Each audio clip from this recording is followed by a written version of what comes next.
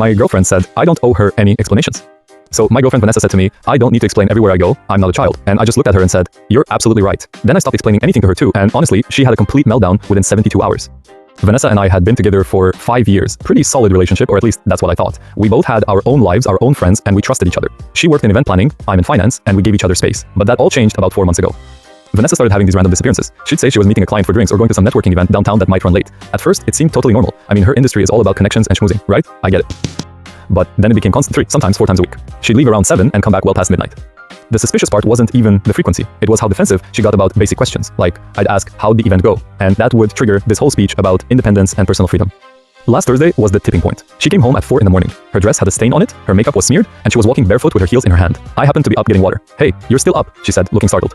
Couldn't sleep, big event tonight. Yeah, it went really late. Everything okay? You look? And her expression just hardened. I don't need to explain everywhere I go, Travis. I'm not a child. I don't owe you a play-by-play of my entire night. I processed that for a second, then nodded slowly. You're absolutely right. She looked confused. I'm what? You're right. You're not a child. You don't owe me explanations. She just stood there, clearly expecting an argument, then mumbled something about being exhausted and disappeared upstairs. So Friday night, I put on a nice button down, grabbed my wallet, and headed for the door. Where are you going? Vanessa asked from the living room. Out, I said simply.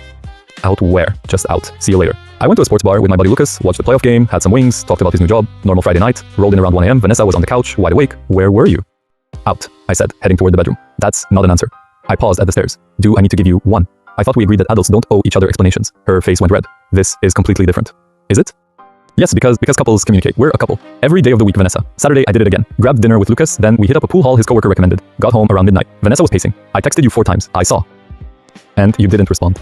I was busy. Was he doing what, Travis? I smiled. I don't need to explain everywhere I go. I'm not a child. She exploded. This is ridiculous. Where were you? Are you asking because you're worried or because you think you're entitled to know? Sunday, I went to my brother's place, helped him move furniture, grabbed pizza after. Home by 11:30. Vanessa met me at the door. Lucas's girlfriend said you weren't with Lucas tonight. I wasn't. I was with my brother. Doing what? Stuff. What stuff?